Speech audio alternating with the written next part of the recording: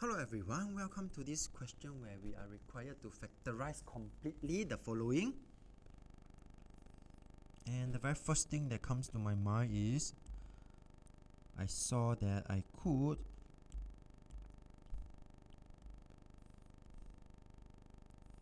factorize this by taking out q as the common factor.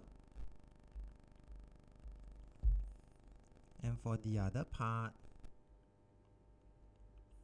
I could also take out negative p as the common factor, and I'm left with, and take note, is negative 3. Why? Because negative times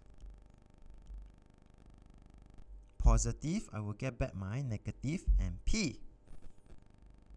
Negative p times negative 3, I will get back my positive 3p. And so, final answer, I saw that the minus 3 and minus 3 is the common factor. I take it out, and I'm left with q minus p.